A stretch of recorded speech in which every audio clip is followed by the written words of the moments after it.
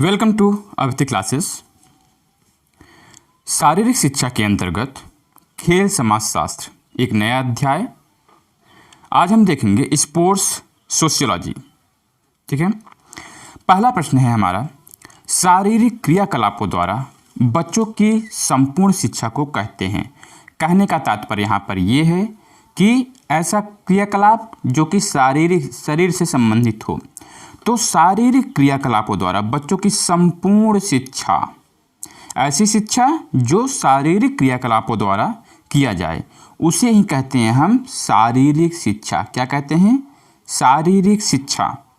शारीरिक शिक्षा उसे कहते हैं जो शारीरिक क्रियाकलापों द्वारा बच्चों की संपूर्ण शिक्षा को पूर्ण करे। अगला है, किस देश में शारीरिक शिक्षा पर पुराने समय से ही अधिक बल दिया गया? तो हमेशा से आप लोग जानते हैं यूनान जो है, यूनान है ना, यूनान खेल के प्रति हमेशा से आगे रहा है। शारीरिक शिक्षा पर उन्होंने बहुत ज़्यादा जोर दिया। यूनान के लोगों ने जो है शारीरिक शिक्षा पर पुराने समय से ही अधिक बल दिया। अगला है हमारा, निम्नलिखित में से किस दार्शनिक ने शारीरिक प्रशिक्षण को युवाओं के लिए आवश्यक माना है? तो ऐसे दार्शनिक का नाम बताना है जो शारीरिक प्रशिक्षण को युवाओं के लिए आवश्यक माना है। तो यहाँ पर जितने भी हैं सब गुरु चेला हैं, है ना। सुकरात, प्लेटो और अरस्तु। अरस्तु, सुकरात, प्लेटो, ये तीनों जो है, तीनों लोग यही माने हैं। प्लेटो जो कि आदर्शवाद के प्रतिपादक थे, है ना, प्लेटो और अरस्तु। तो यहाँ पर सुकरात, प्लेटो और अरस्तु ने, इन तीनों ने यह माना कि ये तीनों दार्शनिक ने यह माना कि शारीरिक प्रशिक्षण युवाओं के लिए आवश्यक है। प्रश्न 4, शारीरिक शिक्षा पद्धति का एक अभिन्न अंग है जिसका उद्देश्य शारीरिक गतिविधियों के माध्यम से नागरिकों को शारीरिक, मानसिक, भावात्मक तथा सामाजिक रूप से सक्षम बनाना है। यानी कि वृद्धि एवं विकास दोनों होना चाहिए उस व्यक्ति के अंदर। तो इसका परिभाषा किसने दिया? ये परिभाषा किसने दिया? जिसमें नागरिकों के शारीरिक, मानसिक और भावात्मक तथा सामाजिक रूप से सक्षम बनाना, है ना। तो ये चार्ल्स ए बूचर ने कहा था कि किसी व्यक्ति को शारीरिक, मानसिक, भावात्मक तथा सामाजिक रूप से सक्षम बनाना शारीरिक शिक्षा का उद्देश्य है। याद रहना चाहिए आप सबको। अगला देखते हैं हम, किसने कहा शारीरिक क्रियाओं पर केंद्रित अनुभवों द्वारा जो परिवर्तन मानव में आते हैं वे ही शारीरिक शिक्षा कहलाते हैं। क्या कहा जा रहा है? शारीरिक क्रियाओं पर केंद्रित अनुभव द्वारा, है ना, शारीरिक क्रिया, अच्छा, उससे जो केंद्रित अनुभव द्वारा परिवर्तन मानव में आते हैं, जो भी मानव में परिवर्तन आते हैं वही शारीरिक शिक्षा है। तो ये जो है कहा गया था रोजालिंड कैसिडी द्वारा कहा गया था कि जो अनुभव होते हैं ना, उससे जो परिवर्तन आता है मानव में, वही शारीरिक शिक्षा है। ठीक है, अगला कहा जा रहा है कि किसने कहा है शारीरिक शिक्षा के विस्तृत क्षेत्र का वह अंग है जो मांसपेशियों से होने वाली बड़ी क्रियाओं तथा उनसे संबंधित प्रतिक्रियाओं से संबंध रखता है। जब यहाँ पर अगर मांसपेशियाँ आ जाए तो वो जेबी नैस हैं। कौन है? जेबी नैस। अगर मांसपेशियों की बात हो रही है तो वो जेबी नैस होंगे, है ना।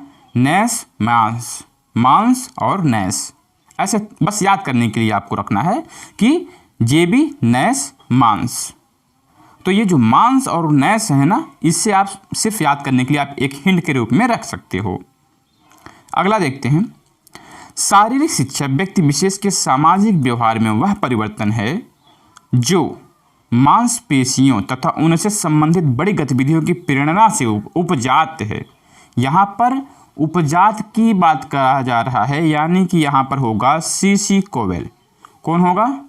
सीसी कोवेल ने कहा था कि वह परिवर्तन है जो मांसपेशियों तथा उनसे संबंधित बड़ी गतिविधियों की प्रेरणा, है ना, यहाँ पर मोटिवेशन से जुड़ा हुआ है। और मोटिवेशन जब आ जाए तो वहाँ पर हम सीसी कोवेल को लगाएंगे। अगला देखते हैं, शारीरिक शिक्षा उन परिपूर्ण एवं संतुलित अनुभवों का जोड़ है जो व्यक्ति को बहुपेशीय प्रक्रियाओं में भाग लेने से प्राप्त होता है एवं उनकी अभिवृद्धि और विकास को चरम सीमा तक बढ़ाते हैं। तो यह परिभाषा किस विद्वान की है? तो जो C.L. ब्राउनेल ने कहा था, C.L. ब्राउनेल। तो जब भी यहाँ पर आए कि बहुपेशीय प्रक्रिया है ना, तो वहाँ पर अभिवृद्धि और विकास का जब भी काम आए तो C.L. ब्राउनेल को आप लगाएंगे। अगला है शारीरिक शिक्षा किसके विकास से संबंधित है? अब शारीरिक शिक्षा का क्या कार्य है? शारीरिक शिक्षा का क्या कार्य है? जब आप शारीरिक क्रिया करेंगे तो आपको तो जितने भी शारीरिक शिक्षा में जो भी कराए जाते हैं, सब कुछ व्यायाम हुआ, पीटी हुआ, दौड़, खेल कूद, जितने सब कुछ होते हैं, तो अगर वो आप शरीर से जुड़ी क्रिया कर रहे हैं तो वो शारीरिक विकास कराएगा, है ना। उसके बाद आपके मस्तिष्क का भी विकास होगा, भावनात्मक विकास होगा। खेल में क्या होता है? भावनाओं को समझा जाता है। खेल क्या है? भावनाओं का एक वो है ना, भावनाओं का आदान प्रदान ही खेल है। तो जो है भावनाओं का विकास होगा, शारीरिक विकास होना ही है और मानसिक विकास भी होगा। कहने का तात्पर्य यह है कि उपरोक्त सभी शारीरिक शिक्षा से सभी का विकास होता है ना। अगला देखते हैं, शारीरिक शिक्षा किसके विकास से संबंधित नहीं है?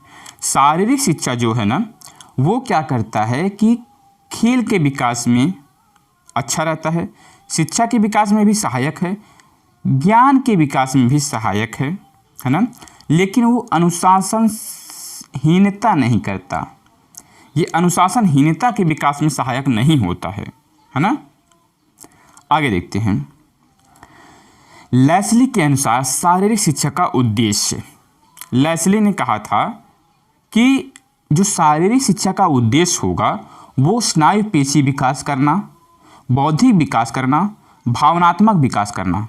लेस्ली ने कहा था कि जो शारीरिक शिक्षा का तात्पर्य ये है, शारीरिक शिक्षा का उद्देश्य ये है कि जब व्यक्ति के अंदर, मानव के अंदर जो है भावनात्मक विकास हो, बौद्धिक विकास हो, स्नायु पेशी का विकास हो, तो यही जो है लेस्ली के अनुसार उनका उद्देश्य माना गया है, यानी कि सभी। किसने कहा है खेल को किसी असुर का आविष्कार मानकर आज भी तिरस्कृत किया जाता है? खेल को क्या किया गया है? असुर का आविष्कार। जब कहीं पे भी हम अगर असुर का आविष्कार देखें, असुर है ना, तो वहां पर लगाएंगे हम कोबेल और फ्रांस। ये जो है ना, इनके द्वारा कहा गया था कि खेल को किसी असुर का आविष्कार मानकर आज भी तिरस्कृत किया जाता है। अगला देखते हैं, किसने कहा है शारीरिक शिक्षा को शिक्षा के भव्य भवन का एक अनावश्यक भाग माना जाता है? जब भव्य भवन का बात हो, है ना, जब शारीरिक शिक्षा में भव्य भवन की बात शुरू होने लगे तो वहाँ पर हम समझ आना चाहिए कि हमें जो है भव्य भवन या फिर असुर का आविष्कार या फिर भव्य भवन, अनावश्यक, तिरस्कृत, ये सब जितने सब कहे गए हैं वो कहे गए हैं कोबेल और फ्रांस के द्वारा। कोबेल और फ्रांस के द्वारा ये सब अनावश्यक, भव्य भवन, है ना, तिरस्कृत, आविष्कार, तो ये सब जो शब्द आते हैं तब हम तुरंत समझ जाना चाहिए हमें कि कोबेल और फ्रांस के द्वारा यह कहा गया है। शारीरिक शिक्षा द्वारा होने वाले नैतिक विकास का संबंध किसमें है? शारीरिक शिक्षा द्वारा होने वाले नैतिक विकास। अब नैतिक विकास हमारा कहाँ पे होता है? नैतिक विकास हमारा होता है स्वनियंत्रण से। कैसे? स्वनियंत्रण से। फिर खेल भावना से, इसके पहले भी मैं बताया था, खेल भावना, स्वनियंत्रण और नेतृत्व। आप लीडरशिप करोगे तो नैतिक विकास होगा, है ना। कहने का तात्पर्य है कि उपरोक्त सभी। आगे है, शारीरिक शिक्षा तथा खेलकूद के अंतर्गत अधिकांश कैसे होते हैं? अब यहाँ पर यह बताना है कि जो है शारीरिक शिक्षा और खेलकूद कैसे होते हैं। अकेले होते हैं? गलत है, अकेले होंगे नहीं, घरों में नहीं होंगे, सांस्कृतिक नहीं होंगे, ये होते हैं सामूहिक। कैसे होते हैं? सामूहिक। आप शारीरिक शिक्षा करो या फिर जो है खेलकूद करो तो अकेले कर नहीं सकते, घर में कर नहीं सकते, तो ये होता है सामूहिक कार्यक्रम। कैसा होता है? सामूहिक कार्यक्रम। कहने का तात्पर्य ये हुआ कि जैसे आप कहीं पे एक लेके जाते हैं, रैली होती है ना कॉलेज स्कूल में, जो रैली होती है तो वहाँ पर खेलकूद प्रतियोगिता होता है, तो वहाँ पर सांस्कृतिक कार्यक्रम भी होते हैं और खेलकूद का प्रतियोगिता भी वहाँ पे संपन्न किया जाता है। तो इस प्रकार से हो गया। अगला है शारीरिक शिक्षा तथा खेलकूद के कार्यक्रमों का सामाजिक पक्ष किसका घोतक है? सामाजिक पक्ष किसका घोतक है? तो यहाँ पर सामाजिक पक्ष पहला तो जो है सामाजिक का घोतक होगा, दूसरा है सामाजिक गुणों का भी विकास होगा, है ना। जो सामाजिक पक्ष है, जो शारीरिक शिक्षा का सामाजिक पक्ष है, वो पहले तो सामाजिक घोतक है ना, और उसके बाद सामाजिक गुणों का विकास करता है। तो कहने का तात्पर्य यह हुआ कि का और खा दोनों सही है। ठीक है, अगला देखते हैं। खेल कूद से संबंधित समाज शास्त्र की शाखा का नाम है। खेल कूद से संबंधित समाज शास्त्र की शाखा, यानी कि अगर समाज शास्त्र में खेल कूद को रखा जाए तो आप क्या कहेंगे? खेल समाज शास्त्र। क्या उसका नाम देंगे? खेल समाज शास्त्र। हम उसे खेल समाज शास्त्र के नाम से जानते हैं। जो खेलकूद से संबंधित समाज शास्त्र है उसे हम खेल समाज शास्त्र के नाम से जानते हैं। नियमों की व्यवस्था को समाज शास्त्रीय भाषा में क्या कहते हैं? यानी कि किसी भी नियम की व्यवस्था अगर देखा जाए तो उसको समाज शास्त्रीय भाषा में आप क्या कहेंगे? जब अगर उसको समाज शास्त्र की भाषा में देखा जाएगा तो उसे आप कहेंगे संस्था। क्या कहेंगे? एक संस्था कहेंगे। जब नियमों की व्यवस्था देखी जाएगी तो वहाँ पर समाज शास्त्र की भाषा में उसको संस्था कहेंगे। अगला कह रहा है, खेल एक माध्यम है जिसके द्वारा बच्चा आनंद की अनुभूति तो करता ही यथार्थता को भी जाना जाता है। यह परिभाषा किसके द्वारा दी? अब जब यहाँ पर हम बच्चे की आनंद का जब नाम हम देखते हैं तो वहाँ पर थॉर्नडाइक को हम तुरंत टिक करेंगे। थॉर्नडाइक को हम तुरंत टिक करेंगे क्योंकि थॉर्नडाइक हमेशा बच्चों के ऊपर जो है बहुत ज़्यादा प्रयोग किए हुए हैं, है ना। तो बच्चा आनंद की अनुभूति करता है, सिर्फ याद करने के लिए आपको बता रहे हैं, है ना, कि जब भी बच्चा आनंद की अनुभूति करता है कहीं लिखा मिले तो इसका तात्पर्य है कि थॉर्नडाइक के द्वारा वो कहा गया था। किसके द्वारा? थॉर्नडाइक के द्वारा। आगे देखते हैं। खेल मानसिक क्षमता को बढ़ाने वाली महत्वपूर्ण प्रक्रिया है। खेल मानसिक क्षमता को बढ़ाने वाली महत्वपूर्ण प्रक्रिया है जिसके द्वारा व्यक्ति संपूर्ण पर्यावरण के साथ मनोवैज्ञानिक रूप से समन्वय स्थापित करता है ना। अब ये क्या करता है? मानसिक क्षमता को बढ़ाने वाली महत्वपूर्ण क्रिया है। महत्वपूर्ण क्रिया है कौन सी? खेल। खेल महत्वपूर्ण क्रिया है किसका? कौन सी क्रिया है? मानसिक क्षमता, मानसिक सन, यानी कि सलावसन। सलावसन के द्वारा कहा गया था कि खेल जो है मानसिक क्षमता को बढ़ाने वाली महत्वपूर्ण क्रिया है। तो ये क्या हो गया? सलावसन के द्वारा कहा गया था। अगला देखते हैं। खेल को एक ऐसा कार्य माना जाना है ना, जिसका उद्देश्य शारीरिक, मानसिक एवं सामाजिक प्रतिक्रियाओं में तारतम्यता बनाए रखना है। यह परिभाषा किस विद्वान ने दिया था? तो यह जो है कहा गया था इरेक्सन के द्वारा। इरेक्सन के द्वारा कहा गया कि उद्देश्य शारीरिक, मानसिक एवं सामाजिक प्रक्रियाओं में तारतम्यता बनाए रखना है। तो ये कहा गया था इरेक्सन के द्वारा। अगला देखते हैं। खेल एक स्वैच्छिक और आत्म केंद्रित क्रिया है। खेल एक स्वैच्छिक और आत्म केंद्रित, जब बात आ जाए आत्म केंद्रित की तो हम एक्सटर्न लगाएंगे। स्वैच्छिक और आत्म केंद्रित छोटी सी परिभाषा है खेल के बारे में। खेल एक स्वैच्छिक और आत्म केंद्रित क्रिया है और छोटा सा नाम भी है। आप लोग समझ गए होंगे हम किसके बारे में बात कर रहे हैं। तो वो छोटा सा नाम है स्टर्न। क्या नाम है? स्टर्न, है ना। छोटा सा नाम है स्टर्न। स्वैच्छिक और आत्म केंद्रित क्रिया स्टर्न के द्वारा कहा गया था। अगला देखते हैं, खेल कार्य में एक प्रकार का मनोरंजन है। खेल कार्य में एक प्रकार का मनोरंजन। जब बात मनोरंजन की आ जाए, याद रखिएगा, हमेशा याद रहेगा, बात जब मनोरंजन की आ जाए ना, तो मनोरंजन वैलेंटाइन से ज़्यादा कहाँ हो सकता है। सुख की अनुभूति कहाँ होती है? वैलेंटाइन। तो जो ये परिभाषा किसने दिया? वैलेंटाइन ने दिया। किसने दिया? वैलेंटाइन ने दिया कि जो है खेल कार्य में एक प्रकार का मनोरंजन है। तो जब बात मनोरंजन की है तो वैलेंटाइन के पास जाओ आप। ठीक है। खेल एक आनंददायक शारीरिक या मानसिक क्रिया है, अपने आप में पूर्ण है तथा जिसका कोई अव्यक्त लक्ष्य नहीं होता है। यह परिभाषा किस विद्वान की है? बात है आनंददायक शारीरिक या मानसिक क्रिया। आनंददायक शारीरिक या मानसिक क्रिया। आनंददायक, आनंददायक तब होता है, कब पता? जब हम आम खाते हैं बैठकर, रस भरी आम खाते हैं तो आनंद आता है। ठीक है ना। अब जिसका कोई लक्ष्य नहीं होता, आप आम खाए जा रहे हो, मज़ा आ रहा है, आनंद मिल रहा है ना, तो जो रसेल है ना, रसेल के द्वारा यह परिभाषा कहा गया है। रसेल के द्वारा यह परिभाषा दिया गया है कि खेल एक आनंददायक शारीरिक या मानसिक क्रिया है। बात जब आनंददायक आ जाए और जिसका कोई लक्ष्य नहीं होता, तब समझ लो बाबू वो रसेल ही हैं। वो कौन है? रसेल हैं, है ना। क्यों? रसेल मतलब रस भरी आम, है ना, रसों से भरपूर। सिर्फ याद करने के लिए बता रहे हैं, आप अन्यथा ना लीजिएगा। देखते हैं आगे। खेल ऐसी क्रिया है जो आनंद प्राप्ति के लिए की जाती है और जिसके अंतिम परिणाम पर कोई विचार नहीं किया जाता।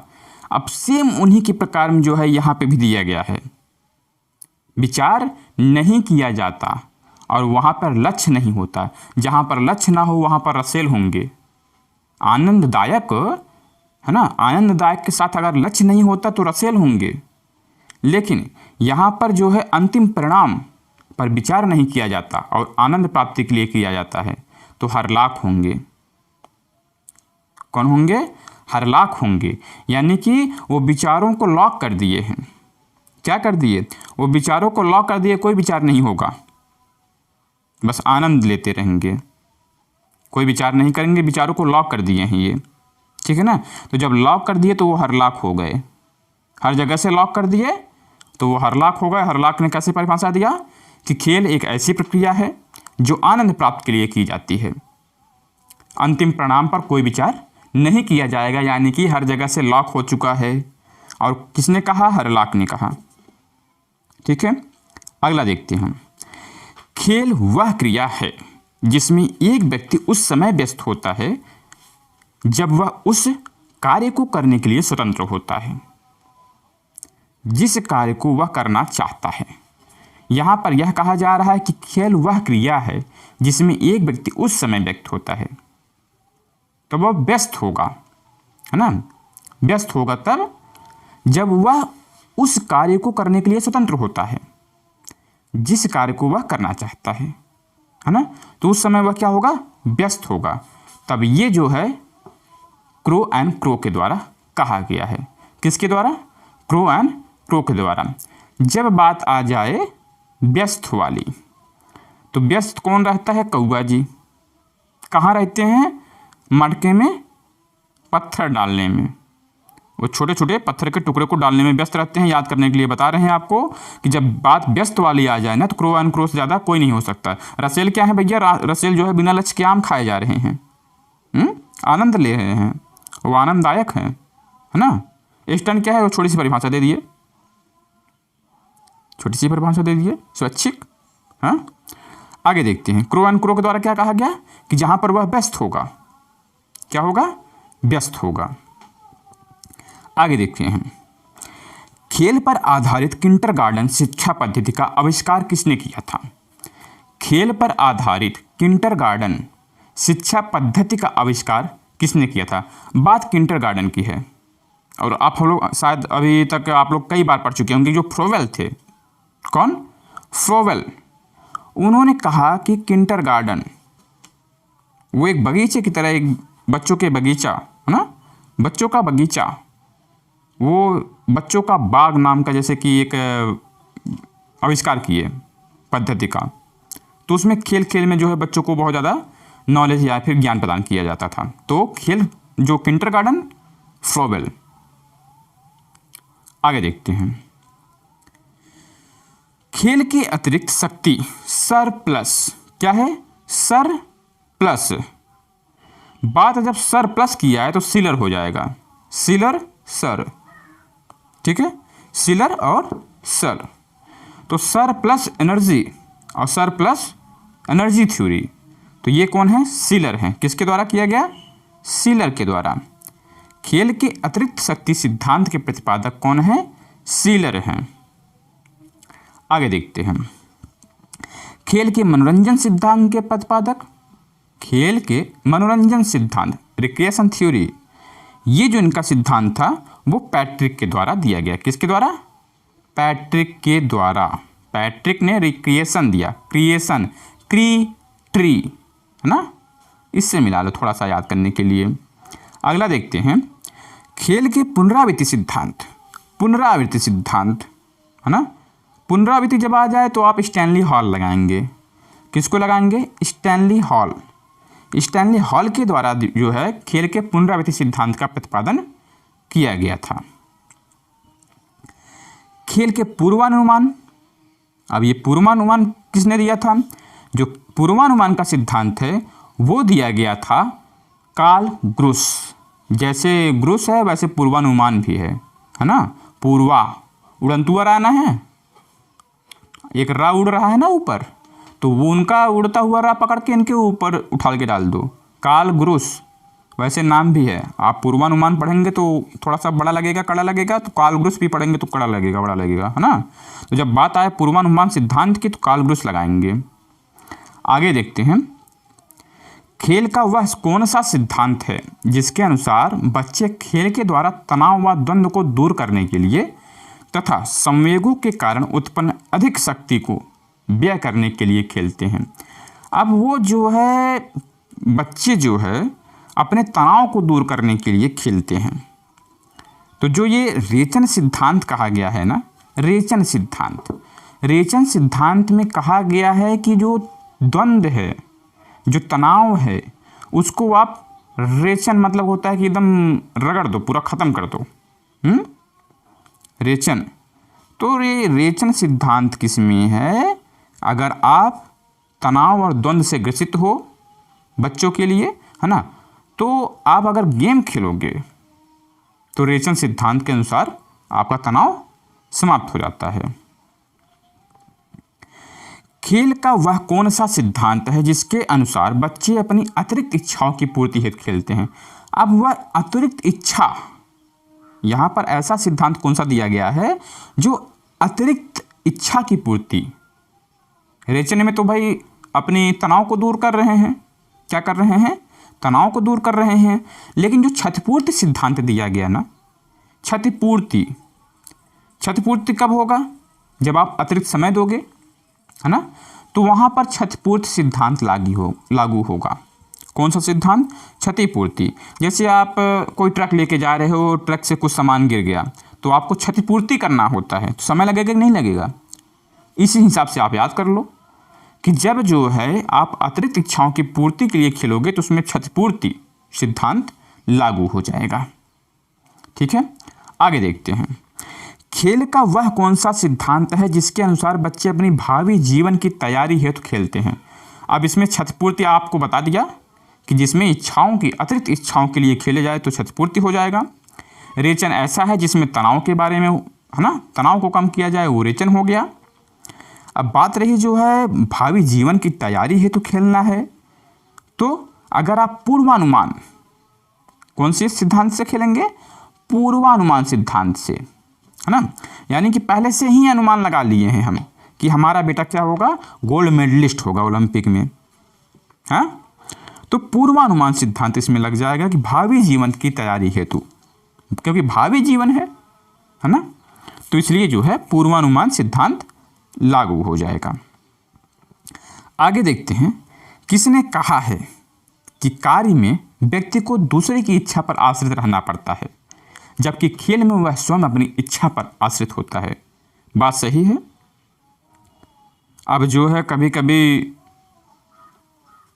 क्रिकेट में ही देखो या फिर वॉलीबॉल में देखो या फिर फुटबॉल में देखो, हाँ, या फिर आप जो है जेवलिन थ्रोवर किसी भी बड़े ओलंपियन को देख लो, तो जब आप कार्य करेंगे तो किसी दूसरे के अनुसार करेंगे, भैया ये कर दे, हाँ वो कर दो।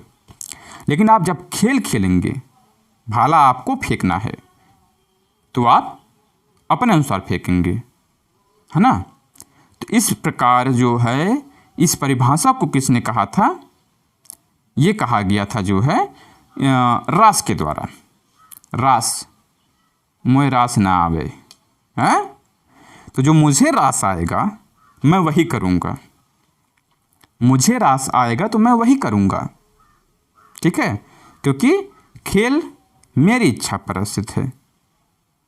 मुझे जैसा रास आएगा मैं वैसे खेलूँगा, ठीक है। तो किसके द्वारा कहा गया?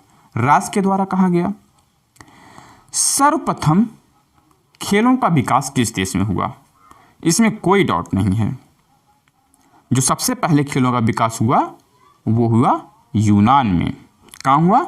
यूनान में जो है खेलों का विकास सबसे पहले हुआ। आगे देखते हैं। आगे कहा जा रहा है कि खेलों का स्वर्ण युग किस देश से संबंधित है? जब खेलों का स्वर्ण युग शुरू हुआ तो वो ग्रीस में हुआ, जिसको आप जो है उत्तर एथेंस काल के नाम से जानते हो, है ना, उत्तर एथेंस। तो वो जो है स्वर्ण युग के नाम से जाना जाता है ना। यूनान का जब इतिहास आप देखेंगे, इसके पहले मैं पढ़ाया हुआ हूँ, जब आप उत्तर एथेंस देखेंगे तो वहाँ पर स्वर्ण युग शुरू होता है, ठीक है। अगला देखते हैं। जर्मनी में जिम्नास्टिक का ग्रैंडफादर जर्मनी में जिम्नास्टिक का बात जब जिम्नास्टिक को हो तो गटर मटर मैं कहने जा रहा था, क्योंकि ये जो है गटर मटर मतलब जिम्नास्टिक है ना, तो उसमें अटर मटर की तरह बन के फिसलते रहो, पलटते रहो, वही जिम्नास्टिक है।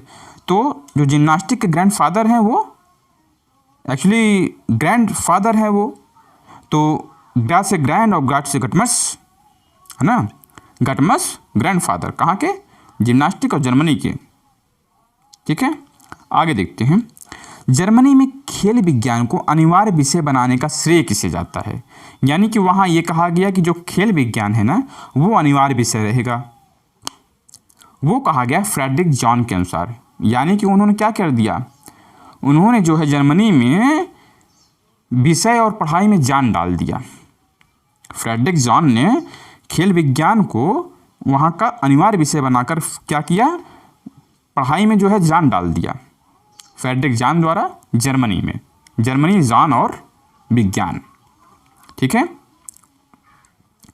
आगे देखते हैं। सिंधु घाटी सभ्यता का क्या लोकप्रिय था? तो सिंधु घाटी सभ्यता में हमने देखा कि जो है तैराकी भी था। क्या था? तैराकी भी था, नृत्य भी था और मुक्केबाजी। कहने का तात्पर्य है कि उपरोक्त सभी, यानी कि सिंधु घाटी सभ्यता में नृत्य, तैराकी और मुक्केबाजी ये तीनों जो है लोकप्रिय थे। अगला है, भारत में किस युग में व्यायाम के साथ योग का अभ्यास को एक धार्मिक कर्तव्य समझा जाता था? तो भारत में जब शुरू हुआ था जो है वैदिक काल। कौन सा काल? वैदिक काल जब शुरू हुआ था तो उसी समय जो है योग का अभ्यास और व्यायाम के साथ योग का अभ्यास जो है धार्मिक कर्तव्य समझा जाने लगा। कब? वैदिक काल में, ठीक है। आगे देखते हैं। राष्ट्रीय एकता की धारणा की प्रकृति कैसी है? राष्ट्रीय एकता की धारणा उसकी प्रकृति कैसी है? जब बात आती है प्रकट, है ना, उसकी नेचर की, तो धीमी प्रक्रिया है। कैसी है? राष्ट्रीय एकता की धारणा जो है बहुत धीरे चलती है, लेकिन धीमी प्रक्रिया है लेकिन निरंतर चलती है। कैसे? कछुआ की तरह, है ना, खरगोश की तरह नहीं है कि भाग के बैठ जाए। जो राष्ट्रीय एकता की धारणा है ना वो धीमी प्रक्रिया है लेकिन निरंतर चलने वाली प्रक्रिया है। कहने का तात्पर्य क और ख दोनों होंगे, है ना। राष्ट्रीय एकता की धारणा धीमी प्रक्रिया और निरंतर चलने वाली प्रक्रिया है। IOA का फुल फॉर्म क्या है? ये तो हमेशा हम लोग सुनते रहे हैं। कारण है कि ये इंडिया में सबसे बड़ी समिति है, इंडियन ओलंपियन एसोसिएशन। जो इंडियन ओलंपिक एसोसिएशन जो है ये ही है IOA, इंडियन ओलंपिक एसोसिएशन। तो जो इंडियन ओलंपिक एसोसिएशन है वही है IOA का फुल फॉर्म। ठीक है, 1927 में बनाया गया था इसको। IOA कब बना था? IOA की स्थापना दोराबजी टाटा द्वारा सन 1927 में हुआ था। कब हुआ था? 1927 में। और 28 में हमने हॉकी स्वर्ण पदक कब्जा करने के लिए निकल गए थे। कहाँ? ओलंपिक में। ठीक है, अगला है IOA के बनने में अहम भूमिका किसकी थी? अहम भूमिका इसके पहले बताया कि AG नेहरान थे, AG नेहरान और HC बक, इनकी अहम भूमिका थी। HC बक और AG नेहरान की। AG नेहरान और HC बक महत्वपूर्ण भूमिका निभाए थे IOA बनाने में, यानी कि इंडियन ओलंपिक एसोसिएशन। ठीक है, अब यहाँ कहा जा रहा है कि IOA के प्रथम अध्यक्ष कौन थे? प्रथम अध्यक्ष कौन थे? तो इसके पहले भी मैं बताया कि दोराबजी टाटा जो है इंडियन ओलंपिक एसोसिएशन के प्रथम अध्यक्ष चुने गए थे और बने थे। कैसा लगा आज का वीडियो? मुझे पूरा विश्वास है कि आपको अच्छी तरीके से समझ में आया होगा, और अगर नहीं समझ में आया होगा, कुछ रह गया होगा, तो आप एक बार फिर से देखो। बिल्कुल कंप्लीट आपको ये 46 क्वेश्चन बिल्कुल पक्का, एकदम बिल्कुल चैलेंज के साथ कहता हूँ कि तैयार हो जाएगा। जिस हिसाब से मैं आपको पढ़ाया हुआ हूँ बहुत ही अच्छी तरीके से आपको समझ में भी आया होगा। और अगर एक दो बार और देख लेते हैं तो ये तो पूरा कंप्लीट हो जाएगा आपका खेल समाजशास्त्र। आप बिल्कुल अपनी तरफ से रेडी हो जाओगे। चैनल को सब्सक्राइब भी कर लें, वीडियो को लाइक भी कर दें। धन्यवाद।